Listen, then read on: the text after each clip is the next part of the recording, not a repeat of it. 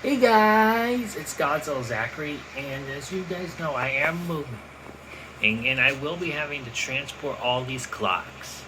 And what I'm gonna do is I'm actually gonna do this as also as like a tutorial video to show you how you should actually pack your clocks if you're going to be moving from one house to another house.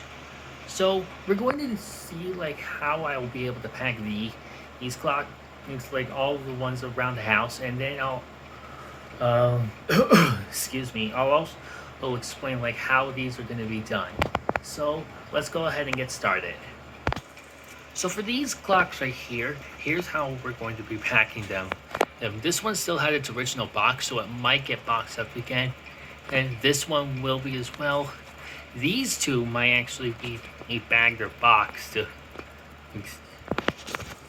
Over on this shelf, I had to catch breath right there. They're all gonna be like boxed up as well and wrapped in bubble wrap.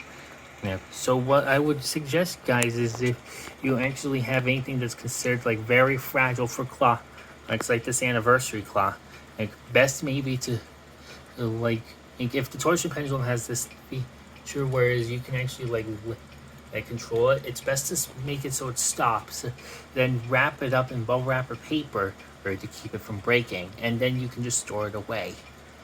If you're I mean, wanting to pack like alarm clocks, like say these kind, maybe let them run down on power, or once they're out of power, they'll be easier to package up. For the Remington 2, like I still have the original box for this, so this will actually still go in its box. If you have a rhythm clock and you save the box for it, I would highly recommend you actually use that box to transport this again, so that way it can remain safe and you don't have to use extra styrofoam or bubble wrap. Coming down here, the Haunted Mansion clock, that will go back in its box. Same thing with my Bulova. I don't know about Cogsworth's box. We've not found it. If we can't find it, I'm going to actually have to wrap that separately. This will run out of power, so I can package that up. And these are new arrivals, by the way. These were founded in the garage. Both of these are in which are Disney watches. But those will probably be bagged or something. That might actually be wrapped in bubble wrap, but not sure. Not sure about that one. That actually might get wrapped. For this one, we will have to wrap it somehow. This one will just be boxed. I will have to unplug it though. So you see, it is plugged in, so that will be unplugged for move. And what I strongly recommend, guys, is if you're actually going to be boxing clocks like these, is take the batteries out. If you don't take the batteries out, corrosion is going to form, and then you're going to have to repair it. And that is not cool.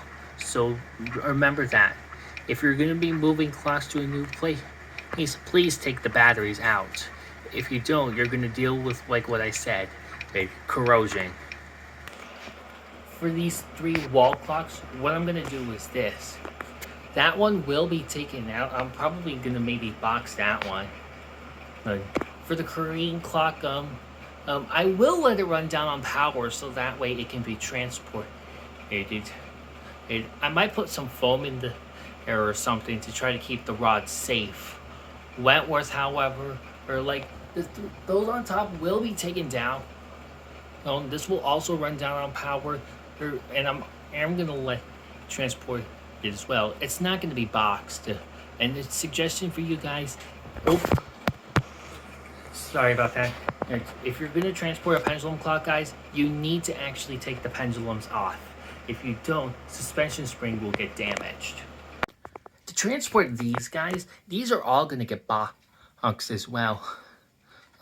Except I'm not sure about that one. That one I'm not sure if it's gonna be boxed or not because it is pretty spiky. I mean, it's got like the star rays or sunbursts as I call it since it's mid-century modern. But of course, with all these, batteries will come out. That one is actually plugged in, so I will have to unplug it. And over here,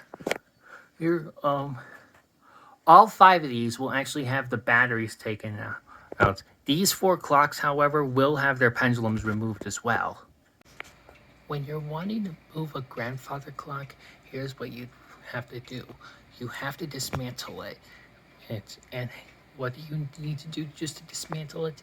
You just need to remove the weights and the pendulum. So that is exactly what's going to happen with this thing. So if you're wanting to move a grandfather clock, dismantle the weights and the pendulum. Don't dismantle the chains if it's chain driven. That'll just make it harder to put back in. And also do the same for these kinds of clocks. Do it with a cuckoo clock. Like, just dismantle the weights and the pendulum. It's just easier to do that, and so suspension springs do not get damaged. If you're doing quartz clocks like my Roland over there, or you could take off the pendulum if you want, but you don't really have to. You can if you want, but it's just optional. And as for Sandringham or other mechanical wall clocks, just let them run down on power and just like take the pendulum off, take them off the wall, and then you can transport them. And that's actually how you can transport or a clock if you want it to actually move them from one house to another, or if you're just like moving them to anywhere you want to move to. Hope you guys enjoyed the video. If you did, be sure to leave a like and subscribe, and I'll see you in the next one. So long!